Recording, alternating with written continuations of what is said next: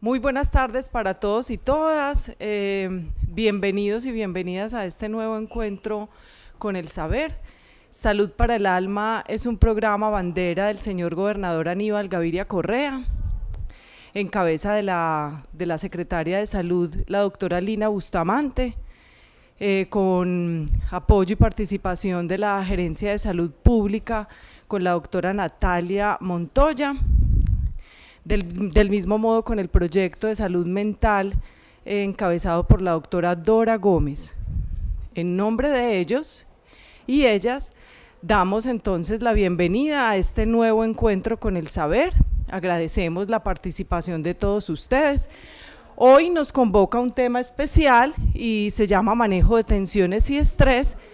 Y el tema en especial está relacionado con aquellas, digamos, con los docentes, con los psicosociales y toda la comunidad educativa. Se fue pensado especialmente para hablar de eso, cómo manejar las tensiones y el estrés en medio de esta pandemia en la población de maestros. Nos acompaña entonces el profesional Edwin Alonso Marín. Edwin hace parte del grupo de salud mental de la Gerencia de Salud Pública. Edwin es educador, es licenciado en Educación y Filosofía de la Universidad Pontificia Bolivariana, es investigador en identidades y realidades juveniles urbanas. Edwin también recibió un premio en 1998 al Maestro del Año en Colombia. Entonces va a estar con nosotros compartiéndonos todo este tema con relación al manejo de tensiones y estrés, especialmente en los maestros. Finalizando entonces la ponencia del profesional Edwin, vamos a dar espacio para que todos ustedes puedan formular sus preguntas y las preguntas que tengan pertinentes al tema y que las puedan redactar en el chat y de esa misma manera nosotros a través del chat podamos entonces dar respuesta a ellas. Quiero entonces también hacer anotación sobre la caja de herramientas,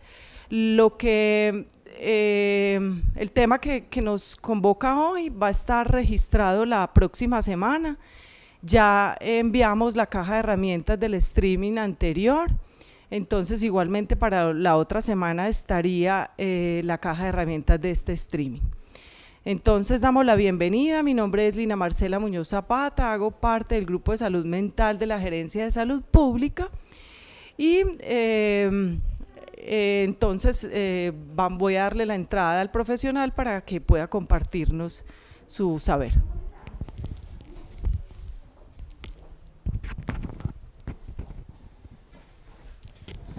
Muy buenas tardes, yo soy el educador Edwin Montes, soy actualmente el gestor pedagógico para los entornos educativos de la Secretaría de Salud de Antioquia y estoy adscrito al equipo de salud mental y convivencia. Estoy a su entera disposición para lo que los podamos apoyar en todos estos procesos que estamos desarrollando. Dentro de los entornos educativos hemos activado unos programas como son para las familias con sentido, para los educadores maestros significativos y para los estudiantes jóvenes con sentido. Luego les haremos llegar en la caja de herramientas toda la propuesta y todo el plan estratégico de lo que venimos desarrollando en las diferentes instituciones educativas con estos grupos poblacionales, para que ustedes también, si desean ayudarnos a activar estos productos en cada uno de sus municipios, pues lo tengan presente y lo hagamos. En la primera parte voy a hacer una presentación general sobre recomendaciones para el manejo de la ansiedad. Luego preciso algunos elementos que podemos orientar de manera específica a padres de familia y educadores, y finalmente hacemos una ronda de preguntas, comentarios y demás. Entonces espero que lo disfrutemos al máximo. Hace algunas semanas, cuando empezaba todo este fenómeno de la pandemia, nosotros nos fuimos un viernes a casa y el día lunes amanecimos en una circunstancia completamente distinta.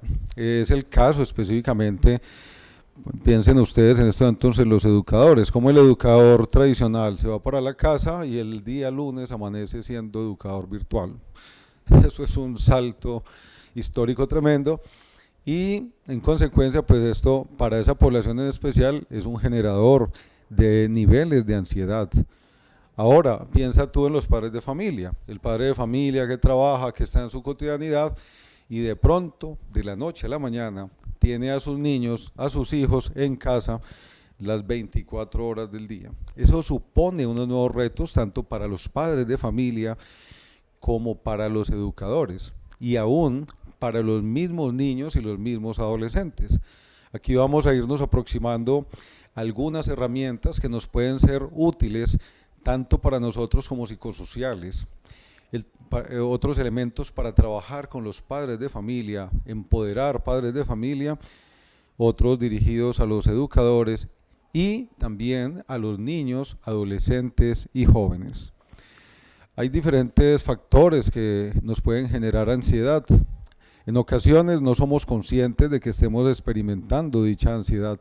Es importante en un primer momento identificar si algo me está generando ansiedad, de tal manera que si identifico ansiedad pueda enfrentar, aprender a manejar esa ansiedad y de esta forma disminuirla progresivamente. Por eso vamos a recordar básicamente algunos de los síntomas que puede presentar una persona que esté ansiosa.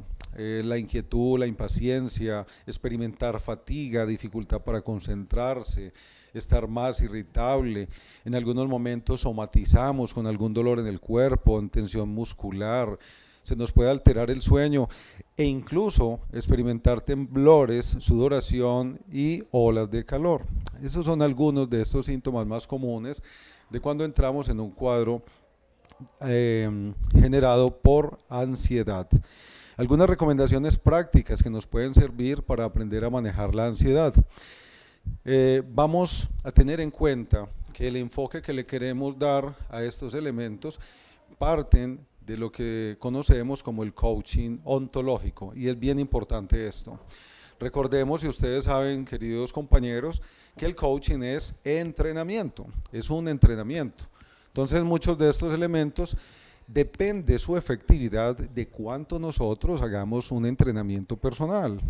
Y cuando hablamos del coaching ontológico, recordamos la palabra ontos, hace referencia al ser. Entonces la ontología, estudio del ser. Esto lo estamos orientando ontológicamente, es decir, en clave del plan de vida de los seres humanos a los cuales queremos acompañar o a los cuales queremos impactar. Un primer elemento de recomendación es distráete si experimentas ansiedad, pero no vayamos a confundir esta distracción con no abordar la ansiedad que estamos experimentando. El distraerse no significa hacerle el quite a la responsabilidad. En coaching ontológico existe lo que se denomina aprender a poner en el parqueadero. ¿En qué consiste esto? Tú tienes un elemento generador de ansiedad. La idea es no estar durante todo el día centrado en ese factor que te está generando la ansiedad. El entrenamiento consiste en aprender a dejarlo en el parqueadero, es decir, como cuando dejo un vehículo, una bicicleta ahí parqueado y ahorita más tarde voy a abordarlo, aprender a hacer esto. Es como cuando abrimos carpetas de diálogo en un computador. Yo abro una carpeta, la puedo dejar abierta e irme a abrir otra y luego conecto el diálogo nuevamente con la carpeta que dejé abierta. Así que funciona esa dinámica. Entonces la distracción no es hacerle el quite a la situación, sino precisamente distraerte de manera creativa, buscar hablar con alguien, leer algún texto que te resulte grato, escribir un poco, pintar, realizar actividades manuales, caminar un poco y un elemento que va a ser muy importante, meditar. Si algo nos ha aportado este momento de pandemia en el confinamiento es aprender a encontrarnos con nosotros mismos. En una sociedad contemporánea en donde se estimula todo el tiempo la alteridad, es muy importante, queridos compañeros, que desarrollemos la yoidad. Ahí tenemos un reto importante para trabajar, no solamente con niños, adolescentes, jóvenes, adultos, sino con adultos mayores, con todos en general. Y es cómo están los seres humanos en su capacidad de yoidad, en su capacidad para encontrarse consigo mismos, para detenerse, silenciarse, pensarse, e incluso en ese silenciarse y pensarse, aprender a replantearse. Pues bien, el ejercicio de la respiración consciente es un primer paso que nos puede ayudar mucho a entrenarnos en esa reducción de los niveles de ansiedad. Aprender a respirar de manera lenta, esto te ayudará a controlar los estados de ansiedad. Hacer ejercicios de respiración consciente, contando la cantidad de respiraciones por minutos, es un buen comienzo en este ejercicio. Pero más allá, para efectos del plan de vida, pensemos, ¿cuántas veces respiro yo? ¿Cuánto aire le estoy dando a mis pulmones? Y esto tiene que ver también con qué estilo de vida estoy viviendo y a qué velocidad estoy viviendo. Es bien importante. La respiración consciente me conecta con esa conciencia que me permite dar cada paso con intención. Hay algo que se llama el arte de vivir a propósito. Y el arte de vivir a propósito nos recuerda que los seres humanos estamos llamados a vivir de manera extraordinaria, no caer en una cotidianidad en donde los pasos los damos sin sentido. Respirar conscientemente para dar pasos conscientes. Entonces, el sentido de realización, la capacidad de asombro, la sensibilidad van a estar a flor de piel. El mundo contemporáneo, movido por el concepto de celeridad, nos hace ir muy deprisa y a veces no nos damos tiempo para relajarnos, para respirar, tener unos niveles de relajación. De tal manera que debemos darnos este regalo a nosotros mismos. Relájate. Cuando te relajas, la tasa cardíaca disminuye, la respiración se vuelve más lenta, la tensión muscular disminuye y se experimenta una sensación de relajación y de tranquilidad. Relajarse. Hay otro componente esencial que nos ayuda a disminuir los niveles de ansiedad y tiene que ver con la planificación. Preguntémonos, queridos compañeros, si nosotros tenemos un plan de trabajo personal, si estamos proyectándonos hacia un trabajo semanal, un trabajo mensual, semestral y así escaladamente. Pues bien, es una gran oportunidad educativa y de gestión del ser, el plan de trabajo personal. ¿Por qué hablar del plan de trabajo personal? Porque el plan de trabajo personal no solamente nos permite optimizar los tiempos, sino que además nos permite desarrollar de mejor forma todas las potencialidades que nosotros tenemos. Aquí hay algo muy importante. En la planificación, como herramienta para la optimización del tiempo, yo puedo distribuir los tiempos para las tareas académicas, puedo distribuir los tiempos para las tareas en el trabajo social, pero hay un aspecto muy importante y es cuáles son los tiempos que te estás dedicando a ti mismo. Cuando hablamos con un padre de familia, hablamos con un educador sobre el plan personal, qué importante preguntarle al maestro, al padre de familia, a la madre de familia, en ese plan personal, cómo estás distribuyendo los tiempos para dedicarte el tiempo al descanso, al ocio creativo, el tiempo para una alimentación adecuada y el tiempo para dormir bien. Es bien importante porque todos estos aspectos, si no están incluidos y no se les dedica el tiempo necesario, redundan en contra del bienestar integral de un ser humano. Y planificando y teniendo esos tiempos, redunda en un bienestar que los seres humanos van a querer mantener. El quinto componente nos dice, no te aceleres, hacer las cosas con más rapidez no te hace más eficaz. Aprende a vivir sin tanta prisa. Ese es otro de las confrontaciones que nos ha dado en este momento la pandemia, no ir en tanta prisa. Mencionábamos ahora el concepto de celeridad. Cuando hacemos y hacemos y hacemos cosas y se nos pasan los días, las semanas y los meses y decimos de pronto se nos va a acabar el año. ¿Y a qué horas hicimos tantas cosas? Vivimos en la alteridad, fuera de sí, en el entretenimiento y en la celeridad. Hay algo que se nos propone como reto en el mundo contemporáneo y que me gusta mucho que lo reflexionemos, sobre todo en esta época de confinamiento, y se denomina la cultura slow down. La cultura slow down nos propone ir más despacio, no ir tan rápido por la vida. Esto lo podemos encontrar en las redes sociales con ese concepto para quienes quieran profundizar en el tema. La cultura slow down nos habla de ir más despacio.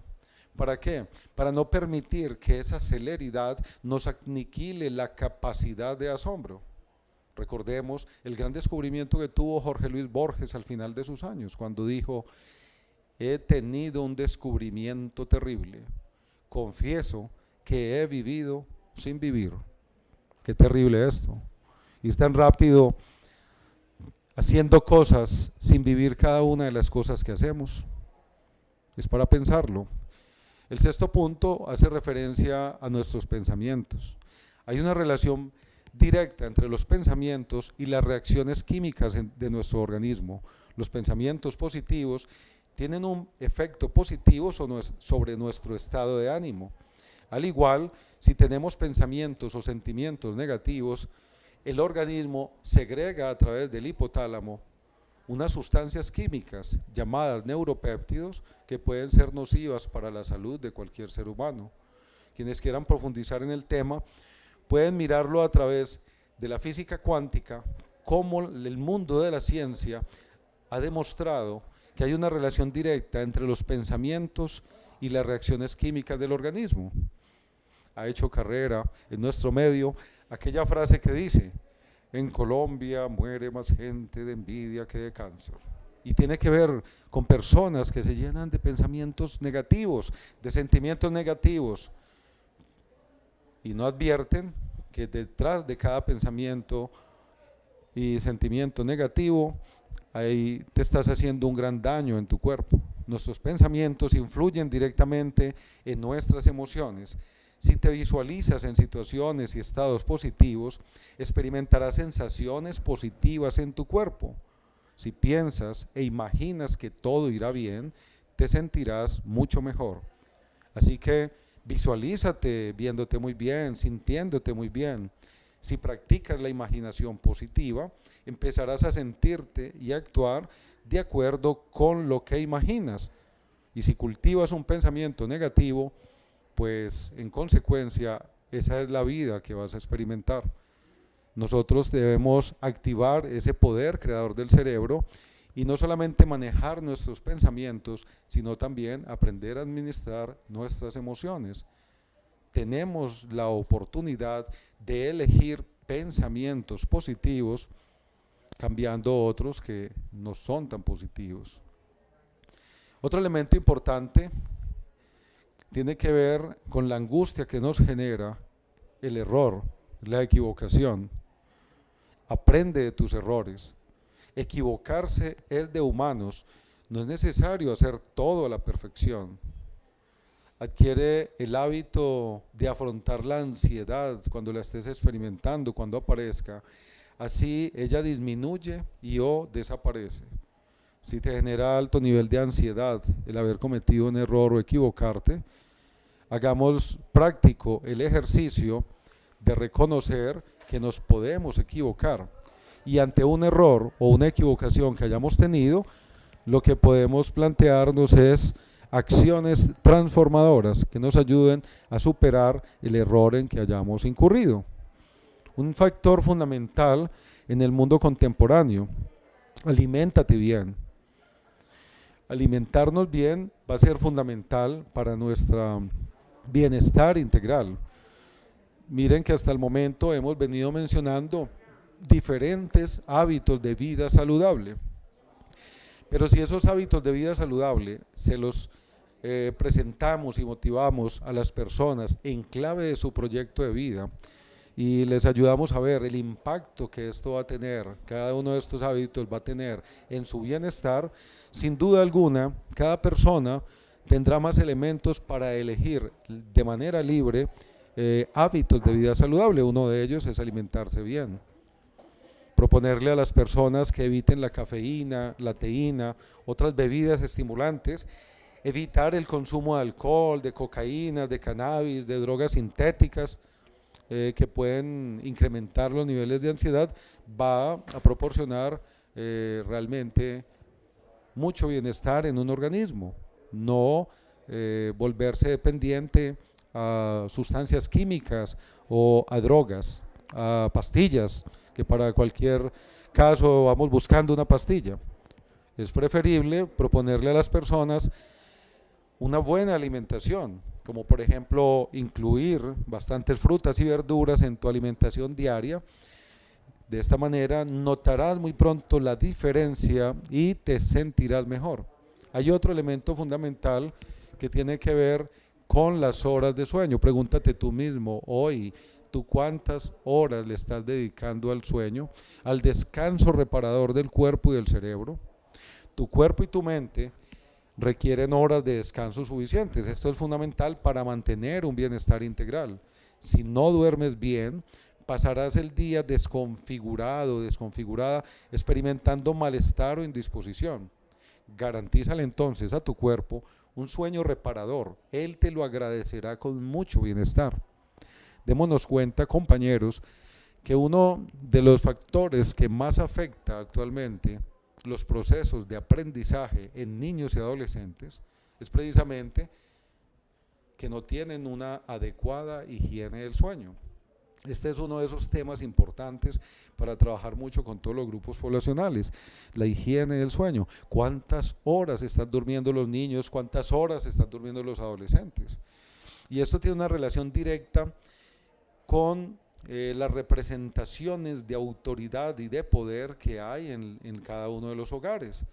En los hogares, ¿quién es el regulador del comportamiento? ¿Quién es la persona que está estableciéndole límites a los niños y adolescentes, por ejemplo, para el uso de tecnología, para el uso de la red? ¿Por qué preguntarnos esto? Porque encontramos niños que a la 1 de la mañana están navegando por internet, adolescentes que a las 2 de la mañana están escuchando música o están en redes sociales en una semana común y corriente de trabajo académico. De tal manera que es un aspecto para trabajarlo especialmente con los padres de familia en términos de proponerles que dentro del acompañamiento que llevan a cabo encarnen primero su rol como adultos, segundo su rol como primeros educadores de los hijos y tercero el rol de la persona que encarna la autoridad y la ejerce. Y en ese ejercicio de la autoridad establece acuerdos con los miembros de la familia, establece regulación y establece límites, y esto va a estimular a que los niños y los adolescentes de la familia puedan dedicarle las horas suficientes al sueño. El 10º punto hace relación con la activación del cerebro. Habíamos mencionado ahora, cuando planteamos el manejo de sentimientos y de pensamientos, que existe en el cerebro lo que se denomina el poder creador del cerebro, que está acompañado del concepto de plasticidad del cerebro, la capacidad que tiene nuestro cerebro de recibir las órdenes que le das. Por tanto, es importante darnos autoinstrucciones y enseñarle a las personas a darse autoinstrucciones que activarán de mejor manera este cerebro para generar condiciones de bienestar. Las autoinstrucciones son frases o mensajes positivos que te diriges a ti mismo o a ti misma para afrontar adecuadamente la ansiedad, el pánico o diversas circunstancias que nos correspondan vivir en la cotidianidad. Se trata también de cambiar ideas negativas por pensamientos positivos, las cuales puedes escribir en unos carteles o fichas ubicadas en lugares donde las puedas leer cada vez que aparezca la sensación de ansiedad. Frases como, por ejemplo, todo va a estar bien, puedo elegir lo que pienso y siento. Si pienso positivo, me sentiré bien. Hoy pienso, actúo y siento de modo más sano y feliz. para compilar las 10 recomendaciones que llevamos hasta el momento, me voy a permitir sintetizarlo a través del siguiente párrafo. Hoy pienso, actúo y siento de modo más feliz, más sano y feliz. He aprendido a relajarme, evito sustancias estimulantes, hago ejercicio y eso me ayuda a dormir. Planifico las actividades que me cuesta hacer, he recuperado aficiones que tenía olvidadas. Pues bien, vamos entonces a pensar, a partir de esta reflexión y este recuento que hemos hecho de las recomendaciones para el manejo de la ansiedad, ¿qué acción transformadora me puedo plantear yo de manera personal para implementarla en mi proyecto de vida hoy y que me pueda generar un mejoramiento a nivel personal, a nivel de familia, a nivel social? Esas pequeñas acciones transformadoras van a ser determinantes. Bueno, en esta parte quiero enfatizar el enfoque educativo, tanto para dirigirlo a los maestros como a los padres de familia. Concentrémonos en la siguiente imagen. Cuando nosotros trabajamos especialmente con maestros,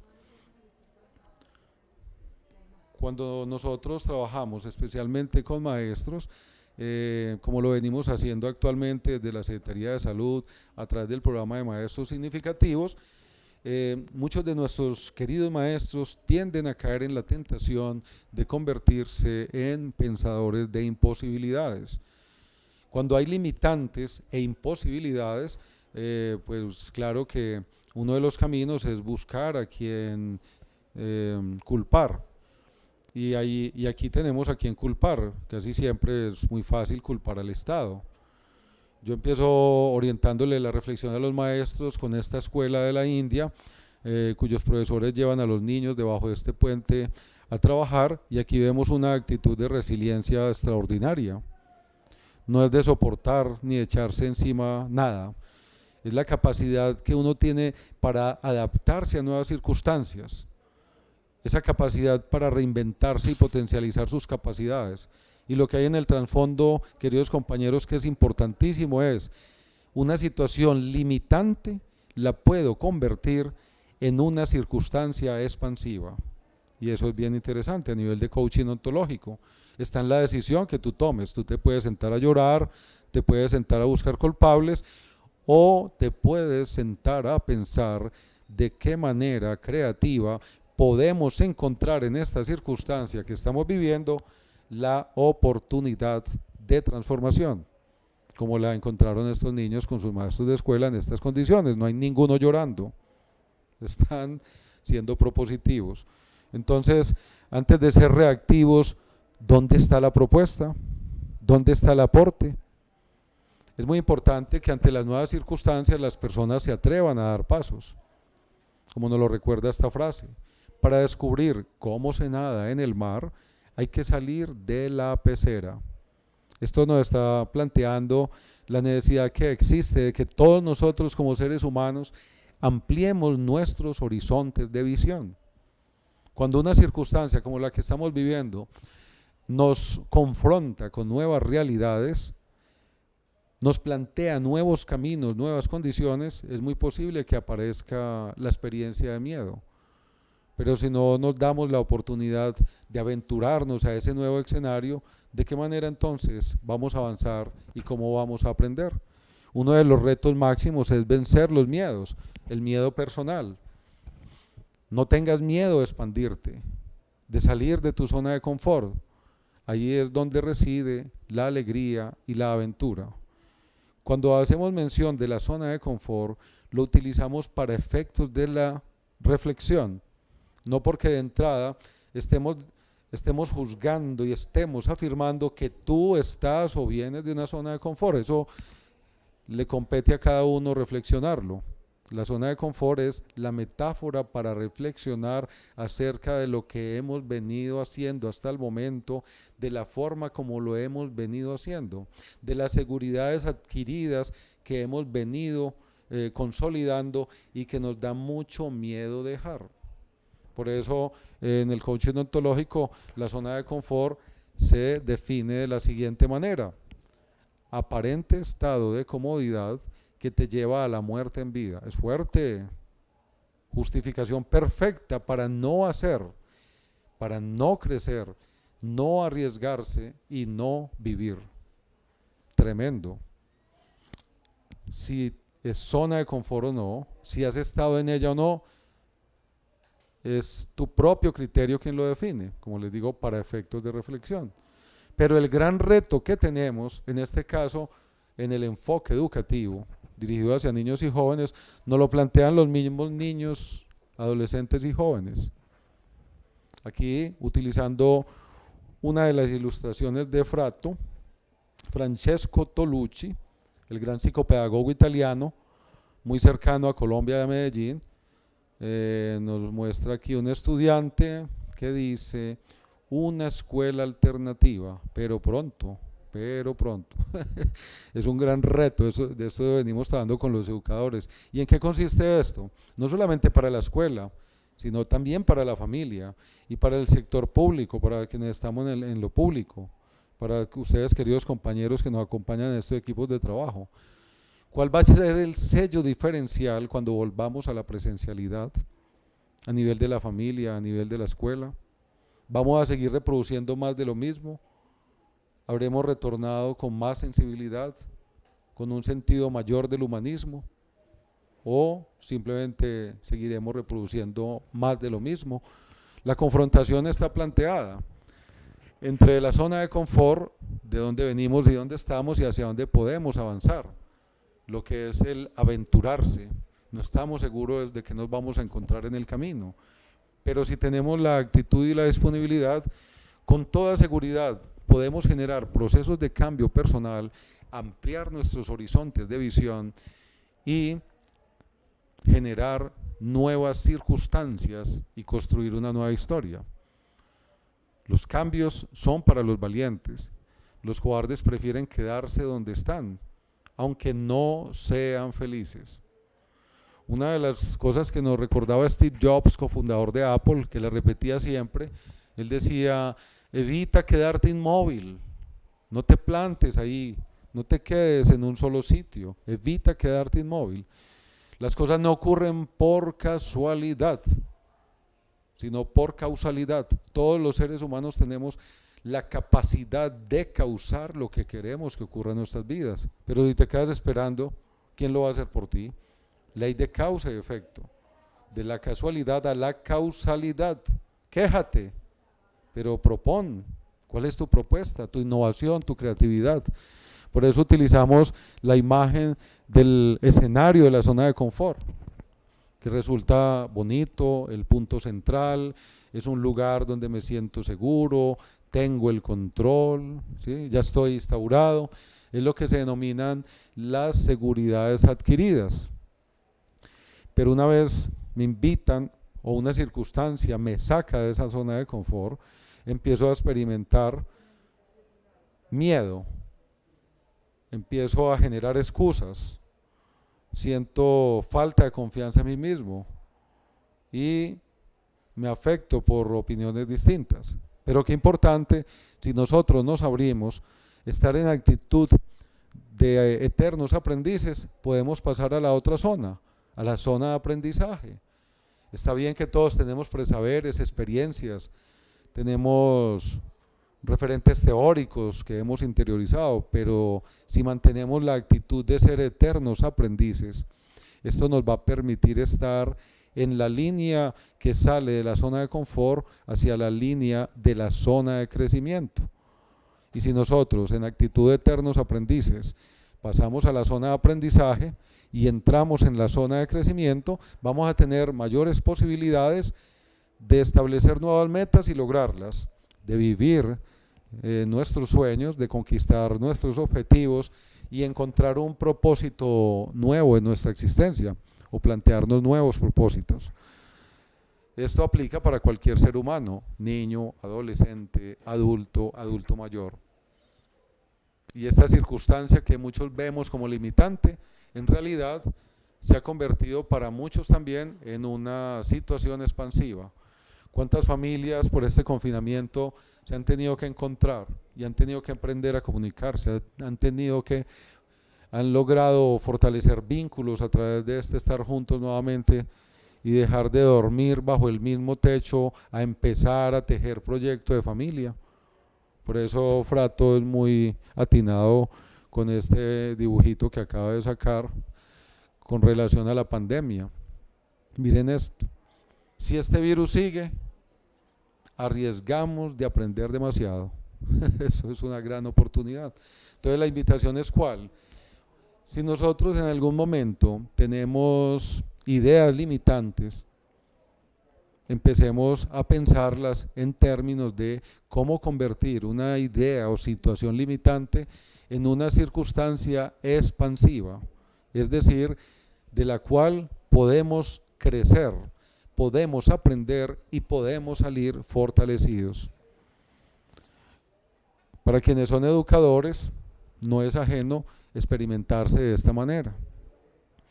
Esta imagen representa, digamos, la recarga laboral, la recarga de tareas que en algún momento determinado puede tener para el educador la escuela tradicional. Pero ¿cómo convertir estas circunstancias en circunstancias expansivas? Si algo le genera bastante angustia y ansiedad a nuestros queridos maestros, es esa recarga en lo laboral, esa cantidad de pedidos, esa cantidad de formatos que no permiten mucho tiempo para poder llevar a cabo un auténtico proceso de acompañamiento a los niños y jóvenes en formación. Pero entonces, los maestros no son unos condenados.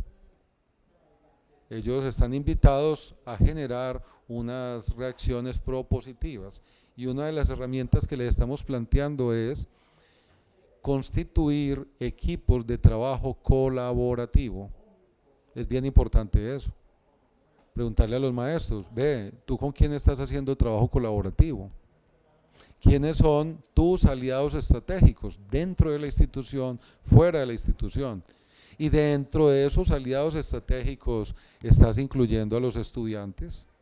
Y también para el padre de familia, dentro de los aliados estratégicos estás incluyendo a tus hijos. ¿Saben tus hijos de tus finanzas familiares? ¿Saben tus hijos de las limitaciones que hay en el hogar y de las potencialidades que tenemos? Ahí es donde hablamos de pasar de una circunstancia o idea limitante a una circunstancia o idea expansiva. Ahora el dibujo de la niña nos decía una escuela alternativa. También podríamos pensarlo en un hogar alternativo. Acá, en esta imagen de Francesco Tonucci, nos muestra una maestra enseñando el árbol y dice, hoy os explicaré el árbol de abajo arriba, la raíz es el tronco. Es una confrontación de la escuela sedentaria, de la escuela enclaustrada, de la escuela bancaria, que sienta a los niños como si estuvieran montados en una buseta o estuvieran en un templo, recibiendo una doctrina, e incluso para hablar del bosque, con el bosque en el fondo, la maestra utiliza una cartelera. Es respetable su metodología. Pero qué interesante replantearnos las implementaciones didácticas, metodológicas. Y en síntesis, si algo nos debe dejar toda esta experiencia que estamos viviendo en estos momentos es a retornar a lo más esencial que tenemos como seres humanos. Capacidad de asombro, sentimiento. Hoy los niños, adolescentes y jóvenes, también los adultos, ¿qué requerimos? Experiencia, lo experiencial. Estamos reclamando el contacto con el otro. Extrañamos el abrazo, la caricia, el beso. Lo experiencial. Qué interesante poder leer a través de todo esto. No permitamos que se nos enfríe el corazón para seguir diciendo gracias, para decir te amo y para decir frases que ayuden a expandir al otro y a expandirme a mí mismo. Y en la actitud de ser eternos aprendices, como lo hace el maestro en esta ocasión, cuando le dice a la niña, ¿me enseñas a jugar? Que ya no me acuerdo. Qué interesante y bonito esto. El juego. Si en la vida los adultos perdemos la capacidad de disfrute, es mucho lo que nos tenemos que replantear. Empecemos por nosotros mismos, queridos compañeros. ¿Disfrutas lo que haces? ¿Te estás divirtiendo hoy? ¿Cómo te estás planteando tu plan de trabajo que venimos hablando recientemente para que en ese plan de trabajo tengas una experiencia de divertimento? Si no eres la primera persona en divertirte con lo que haces, es mucho lo que tenemos que replantearnos, de tal manera que la invitación va por ahí. La capacidad de disfrute, conectada con la capacidad de asombro. Y esto que les estoy diciendo, se los propongo como acuerdos para nuestra gestión como equipo de trabajo en todo el departamento de Antioquia. Que la característica esencial de lo que hagamos sea, primero, que tengamos profesionales y psicosociales con capacidad de asombro. Dos, con capacidad de disfrute. Es bien importante esto. Capacidad de divertimento. Y con la actitud del maestro frente a la niña, enséñame, reconocer que cada ser humano con sus presaberes, con sus experiencias, nos puede aportar para nuestro crecimiento. Nosotros no somos los portadores de una verdad absoluta, sino que estamos en una búsqueda en la cual todos estamos construyendo y buscando bienestar. En la línea de lo experiencial, el profesor Rodolfo Ginás nos hace la siguiente reflexión acerca de la escuela. Y esto es aplicable a todos los ejercicios que hacemos nosotros en la cotidianidad desde nuestro trabajo psicosocial. La escuela enseña la ubicación de los ríos, pero jamás explica la importancia del agua. Miren qué importante esto. Cuando trabajamos, por ejemplo, en prevención del suicidio, en prevención del consumo de psicoactivos, en salud sexual y reproductiva, ¿estamos dando simplemente información o estamos estimulando en los otros el desarrollo del pensamiento crítico? ¿Estamos empoderando para que las personas estén en capacidad de tomar decisiones libres, responsables y autónomas, caracterizadas por el sentido crítico? Es bien importante. Ahí cabe la reflexión del agua.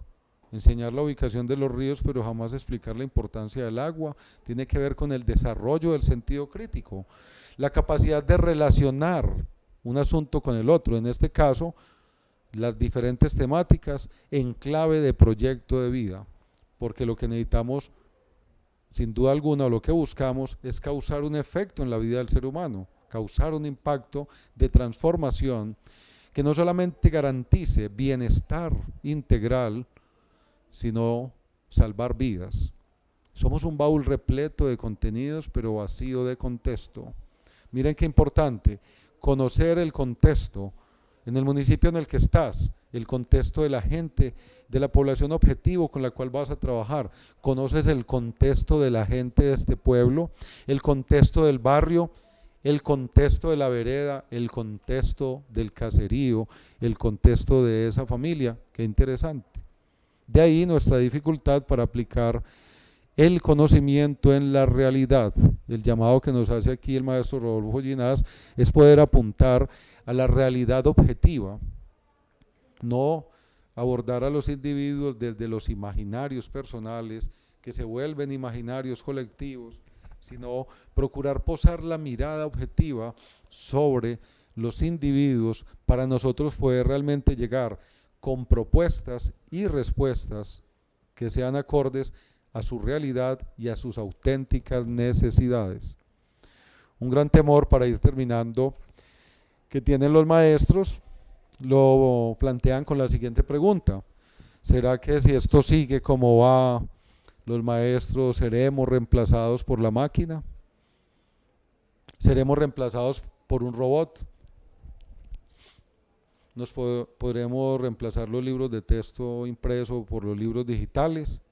Bueno, ahí hay una cantidad de preguntas, pero qué interesante confrontarnos frente a ello, y tiene que ver con todos nosotros.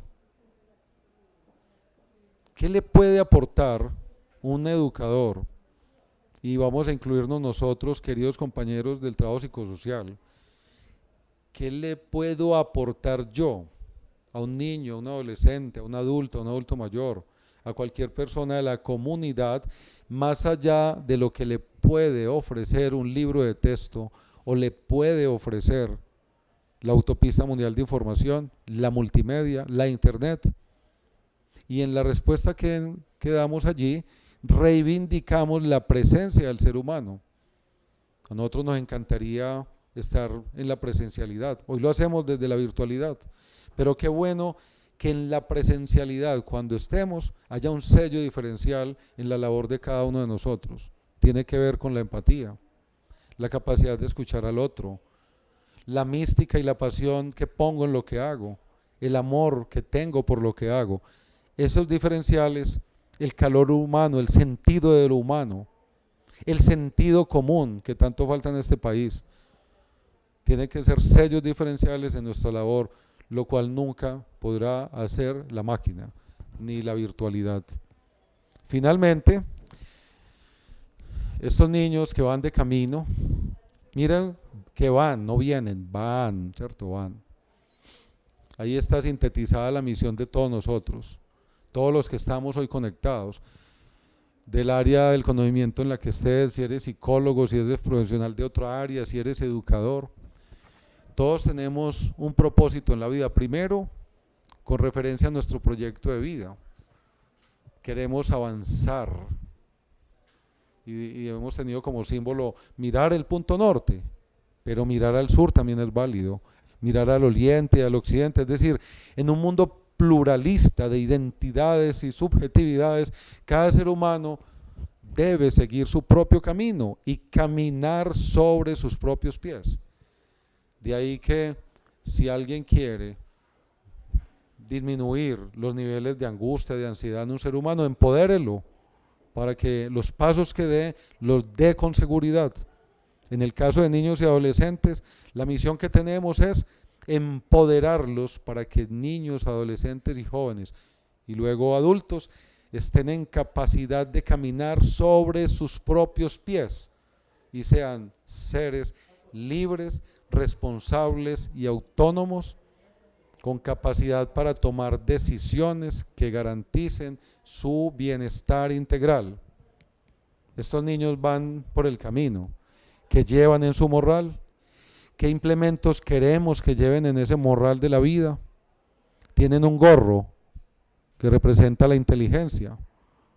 En una tradición de los antiguos scouts, yo he sido scout toda la vida, llegaba un momento en que nos imponían el sombrero scout, y el sombrero scout representaba un niño que está en capacidad de tomar decisiones, toma decisiones.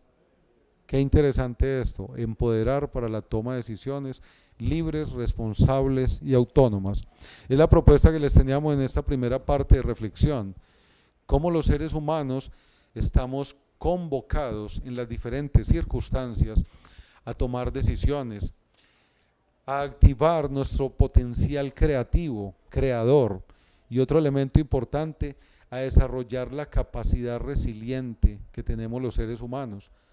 En un esfuerzo importante de inversión que hace la Gobernación de Antioquia a través de la Secretaría de Salud, vamos a tener unas plataformas en el muy futuro, muy rápido, en torno al tema de la resiliencia, con una cantidad de insumos y de módulos diseñados especialmente para niños, adolescentes, jóvenes y adultos, que los vamos a invitar a que nos apropiemos de ello. Todos en clave del empoderamiento, para que nosotros como seres humanos realmente de manera libre, responsable y autónoma, hagamos de nuestras vidas la mejor versión de la vida, no como seres ordinarios, sino como seres extraordinarios que no han perdido la capacidad de soñar, la capacidad de creer, la capacidad de amar. Es la propuesta. Quiero invitarlos para que abramos un diálogo, hagamos comentarios y preguntas que nos puedan servir para profundizar en cualquier aspecto de la reflexión desarrollada.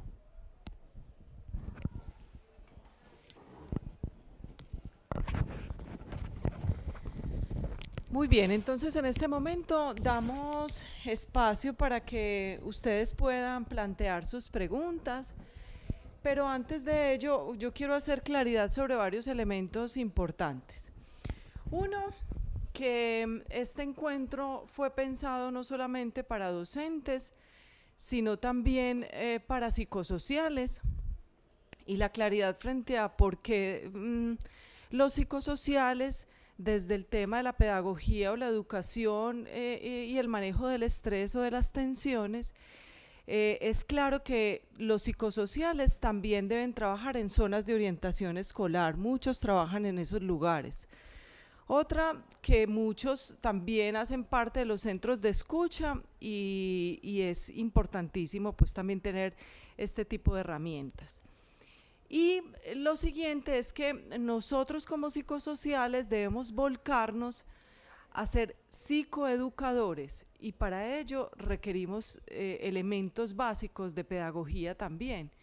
Entonces la reflexión de hoy también invita o posibilita algunas herramientas que den cuenta de que además de que yo soy psicólogo, también tengo claridad que como psicólogo debo hacer promoción de salud mental a través de herramientas pedagógicas que permita que las personas puedan entender un poco más sobre este tema, y también estoy llamado a ser asesor y acompañar a muchos docentes, bueno, en su labor, pero también en la realidad social que hoy enfrentan cada uno de nuestras poblaciones. Entonces, quiero pues como hacer esa anotación, que esa es la importancia también del encuentro de hoy.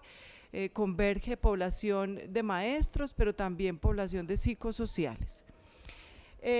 Voy a empezar entonces con algunas preguntas, pero quiero dar claridad sobre el link de la caja de herramientas, porque nos han escrito con frecuencia. Con reiteración he visto aquí pues varias preguntas. Ese link que les enviamos, lógicamente no les va, pues no funciona, que muchos están mencionando que no funcionan. Y si bien estos encuentros son encuentros que son libres, cualquier persona puede acceder a este encuentro, queremos pues como dar claridad de que esa caja de herramientas está firmemente diseñada para todos los psicosociales de los municipios y todos aquellos también que llegaron ahora en el tema de la concurrencia, y esos son los que deben tener la caja de herramientas. Esta caja de herramientas es la que es una ayuda que va a permitirles y un apoyo que va a permitirles caminar en sus quehaceres. Y si por aquí escriben también que hay un psicólogo de concurrencia que no ha recibido la caja de herramientas, entonces esas personas, por favor, nos escriben al correo de saludmental@antioquia.gov.co. Pero, por favor, esas personas se identifican con su nombre, el municipio, y si son del contrato de concurrencia, especifican eso y cuentan cuál es el psicólogo o la psicóloga que los asesora, porque hay 3 psicólogos que hacemos parte pues como de la orientación a los municipios. Entonces ese psicosocial debe tener claridad sobre el psicólogo que lo acompaña o que apoya al municipio. Se envió una carta a los directores locales de salud con el propósito de tener una base de datos de todos los psicosociales de los municipios, y esa base de datos es la que a nosotros hemos estado alimentando la caja de herramientas. Muy bien, para no alargarme, hay una pregunta, alguien pregunta que por favor, que hay una recomendación en el punto 5, Edwin, y dice, esa recomendación habla de no te aceleres. Él quisiera saber, pues como que le volvieras a ampliar un poquitico sobre esa recomendación 5 de no te aceleres. Empezamos con esa pregunta. Bien, en este punto lo que estábamos planteando tiene que ver con el concepto de celeridad. El concepto de celeridad es un concepto trabajado por varios sociólogos y antropólogos contemporáneos, en especial Derrida también maneja el concepto de celeridad. Si bien hace referencia, y lo podríamos entender similar a la velocidad, la celeridad no es solamente velocidad, sino la cantidad de asuntos que afronto de manera simultánea y que voy tratando de desarrollar con velocidad, pero que me va convirtiendo de alguna manera como en un autómata, como decir, cuando empiezo a hacer cosas y ya casi ni me doy cuenta de lo que estoy haciendo. Ese no te aceleres también nos hace referencia a que no por ir más rápido vamos a ser más eficaces. Y les planteaba allí la cultura slow down, darnos la oportunidad de hacer más pausa, de ir más pausados y no ir con tanta prisa, siendo más conscientes de cada paso que damos, haciendo conciencia. Por eso hablábamos al inicio de practicar la respiración consciente, lograr unos niveles de concentración que me permitan centramiento. El no te aceleres hace referencia precisamente a no perder el centramiento que debe caracterizar nuestro día a día, el poder vivir en un centramiento en el cual los pasos que estoy dando los doy de manera consciente. También mencioné allí, por eso, el arte de vivir a propósito. Como cuando yo logro, por ejemplo, ser más consciente de cada una de las cosas que hago, puedo empezar también a disfrutar de todas esas cosas que hago, porque en muchas ocasiones hacemos tantísimas cosas, pero pocas de ellas las disfrutamos. Y uno de los retos que tenemos en el mundo contemporáneo no es precisamente dejar de hacer tantas cosas, porque nos corresponde atender muchos frentes, pero lo que sí podemos cambiar es empezar a vivir cada una de las cosas que hago y hacerlo de manera más pausada.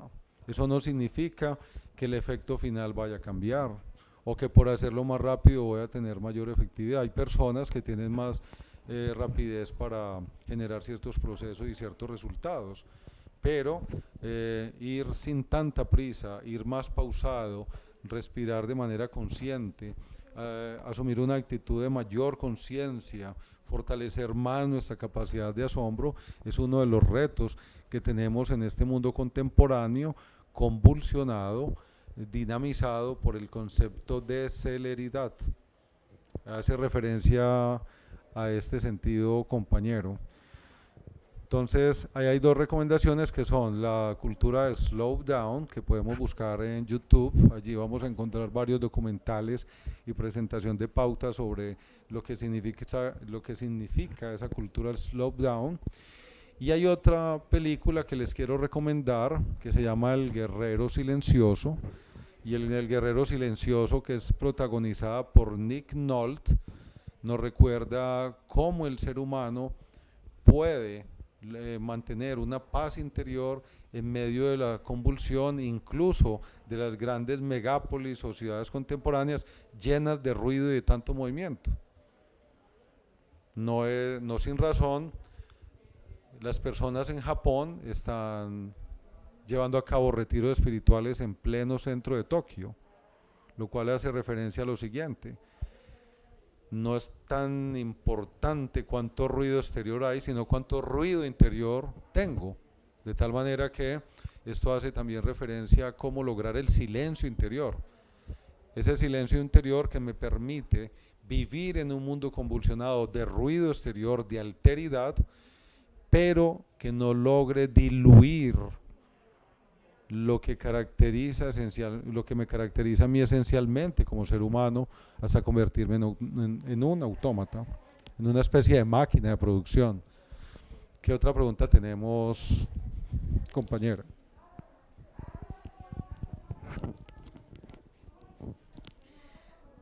Muy bien, hay otra pregunta que nos dicen: ¿qué estrategias se pueden implementar para trabajar sentido de vida?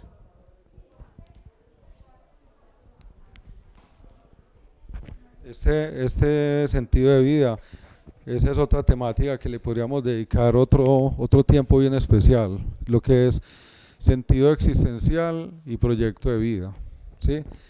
Yo voy a empezar contestándote con lo siguiente. El hijo de un narcotraficante muy famoso en Colombia, que viene ahora llevándole mensajes a los jóvenes en el mundo, ha dicho que todo el dinero de su padre sirvió para algo, para comprar la infelicidad de su familia. Ese es un primer punto. Los objetos y el dinero no dan sentido a la existencia. Es bien interesante eso. Muchas veces los seres humanos, estimulados por la sociedad de consumo, creemos equívocamente que los objetos, que la producción, el consumo, el ser prosumidores, nos va a dar sentido existencial. Personajes como Noam Chomsky, por ejemplo, que critica y cuestiona fundamentalmente ese modelo capitalista y consumista norteamericano, nos recuerda que por ahí estamos errados, no es por ahí que se encuentra el sentido existencial. En las reflexiones sobre mundo-consumo, también encontramos que Zygmunt Bauman nos habla de cómo los nuevos templos contemporáneos, que son los templos del consumo, lo único que hacen es ahondar el vacío existencial. Miren qué interesante. Hay un componente antropológico, que lo vemos en la antropología filosófica, que nos explica un aspecto muy humano de cada uno de nosotros, que es el ser humano como el eterno insatisfecho. Y ese eterno insatisfecho es el insumo para la sociedad de consumo. Como somos eternos insatisfechos, siempre obtenemos algo y ya queremos otra cosa, nos genera un vacío existencial. Lo que he dicho anteriormente va a lo siguiente: muchos de nuestros niños, adolescentes, jóvenes y adultos que tienen vivienda, que tienen alimento, que tienen vestido, que tienen muchos objetos, experimentan el vacío de tenerlo todo. Miren eso que es interesante, el vacío de tenerlo todo. Muchas veces cuando visitamos ciertas regiones donde hay condiciones socioeconómicas muy limitadas, yo he estado en regiones donde los niños no tienen los mismos haberes materiales, pero abundan más sonrisas que en otros escenarios donde lo único que hay es dinero. De tal manera que estrategias para estimular el sentido de la vida tiene que ver, uno, estimular el desarrollo de la capacidad de asombro. Eso hay que entrenarlo. La capacidad de asombro no se da por simple espontaneidad en algunos casos, pero se desarrolla la capacidad de asombro. Cuando yo llego y me detengo con los niños, con los adolescentes, jóvenes y adultos y les digo, ¿saben hoy en qué fase está la luna? No sabíamos, está ahí, es luna llena. ¿Saben hoy en qué fase está la luna? Hoy está en menguante. Ya miraron hacia el cielo y vieron esas estrellas, vieron el pájaro que hay montado en ese árbol. Desarrollar el ojo fenomenológico es un componente que nos puede ayudarle a la gente a hacer lectura socioantropológica de ciudad, como por ejemplo decir, mira la plaza de mercado del pueblo, ¿qué ves? Veo un montón de frutas, ¿qué ves? Veo un montón de colores, ¿qué ves? Veo un campesino con un sombrero y está escuchando música y sonríe. Es muy interesante desarrollar en los otros capacidad de asombro. Entonces, ahí tenemos herramientas. Por ejemplo, estrategia. Estimulemos la capacidad de asombro. Primero, frente a sí mismos. Segundo, frente a la extraordinaria naturaleza. Lo que mencionaban los griegos como la ta física y la ta poiúmena. Asombrarnos por lo que hace la naturaleza y asombrarnos también por lo que hace el hombre. Los grandes edificios, las grandes creaciones, un auto hermoso, una cosa material bonita. Desarrollar capacidad de asombro es bien importante. Otra estrategia para generar sentido de vida tiene que ver con desarrollar en los seres humanos la capacidad de yoidad, hacerle entender al ser humano que nosotros no solamente somos cuerpo, que somos mente, cuerpo y espíritu, sin meternos en temas religiosos, que las personas desarrollen yoidad, capacidad para estar consigo mismo, para hacer silencio, para parar, para detenerse, para pensarse y para reorientar su existencia. Es otro elemento bien importante. Otra herramienta fundamental y estrategia es empezar a ayudarle a la gente a elaborar su plan de vida. ¿Y por qué es tan importante el plan de vida? Porque en el plan de vida yo me puedo plantear metas, me puedo formular sueños a mediano y largo plazo. Y de esta forma las personas van a poder encauzar todas sus potencialidades a la consecución de esas metas. Esto da sentido existencial. Hablar de proyecto de vida, de familia, en donde las familias consoliden vínculos entre sus miembros, da sentido de vida. Cuando, por ejemplo, un niño o un adolescente encuentra que su familia es un referente, esto da un sentido existencial importante, pero para ello tenemos que construir algo con los adultos, con los educadores y padres de familia, y es pensar, ¿somos nosotros un referente significativo para el otro? ¿Soy referente para mi hijo, para mi hija? Yo a las demás personas les transmito razones significativas para seguir viviendo. Los seres humanos como referentes, somos unos referentes de otros, referentes que nos convertimos en signos de transformación. Por eso le hablaba ahora, ¿cuál es nuestro sello diferencial? ¿Cuál es tu sello diferencial? ¿Por qué tú vas a marcar un sello diferencial a cualquier otro que podían haber contratado?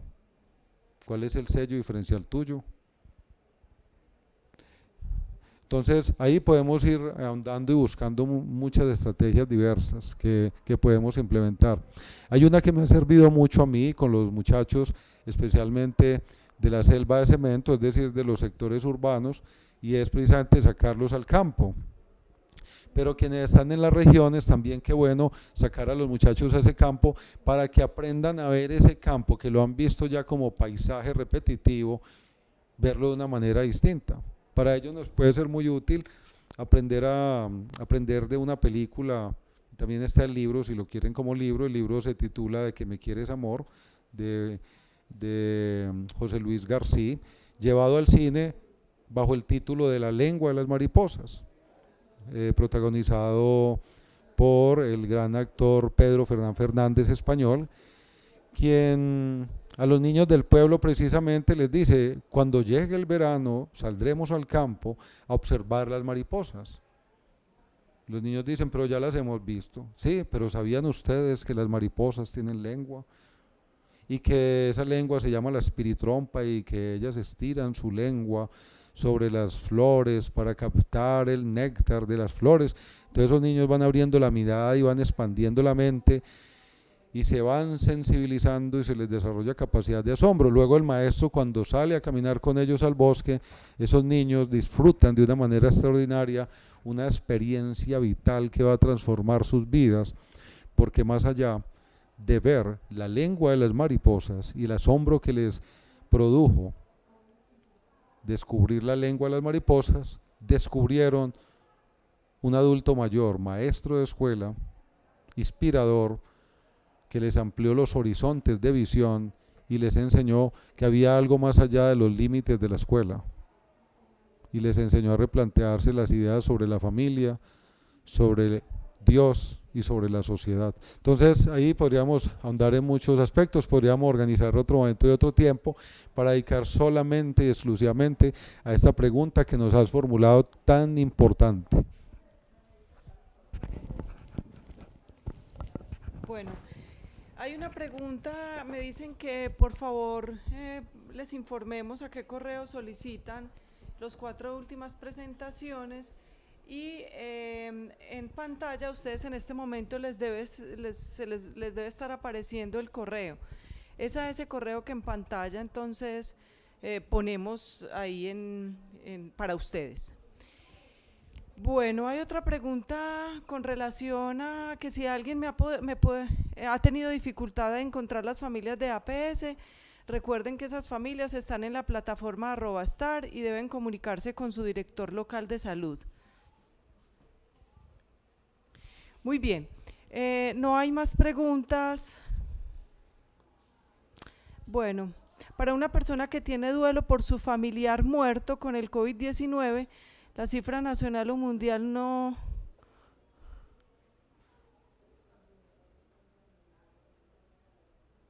Bueno, ¿cómo trabajar sobre el sentido de la existencia?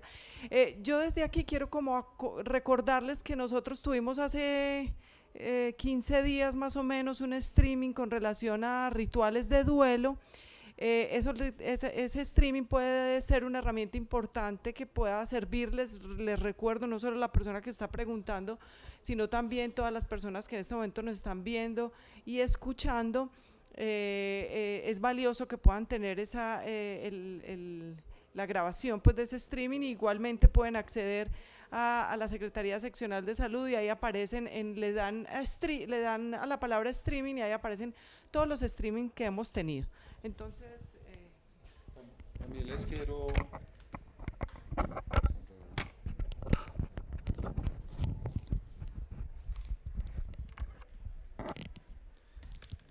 También les queremos compartir que nosotros tenemos un aliado estratégico para el tema del duelo, que es la funeraria San Vicente de Paúl, una de las funerarias más antiguas de la ciudad de Medellín. La funeraria San Vicente tiene una unidad de duelo. Esa unidad de duelo está a la entera disposición de toda Antioquia, de manera gratuita. Todos los servicios de la unidad de duelo de la funeraria San Vicente son de manera gratuita, y les voy a dar el teléfono. Estoy autorizado para darles el teléfono del director de la unidad de duelo, quien va a activar a su grupo profesional de apoyo para la elaboración de duelo para quien lo necesite. El nombre de él es Juan Sebastián Acosta y el número es 304-585-2880. Voy a repetir: Juan Sebastián Acosta, jefe y director de la unidad de duelo de la funeraria San Vicente, en el teléfono 304-585-2880. muy bien, entonces no hay más preguntas. Queremos agradecer enormemente por la participación tan valiosa que hemos tenido el día de hoy. Invitarlos para que nos encontremos para un nuevo encuentro la próxima semana. Creo que sí, que es la próxima semana. De verdad, estos encuentros nos fortalecen mucho frente a nuestro quehacer profesional. Entonces agradecemos que ustedes estén presentes con tanto juicio y también con tanta disposición. Entonces agradecemos también al profesional Edwin por todo su conocimiento y por todo lo que nos ha compartido, tan valioso, y por tantas reflexiones también que hoy posibilitó el encuentro. Muchas gracias a todos, a todas las que nos acompañan en esta tarde. Quiero entonces reiterar mi disponibilidad para lo que les pueda atender, y apoyar y ayudar, ya de manera particular, a través del correo y del celular que hemos puesto ahí en pantalla. Y recordarles que se pueden unir también a nuestro grupo en Facebook, Entornos Educativos Salud Antioquia, un medio a través del cual también vamos a estar conectados. Muchas gracias y una feliz tarde para todos.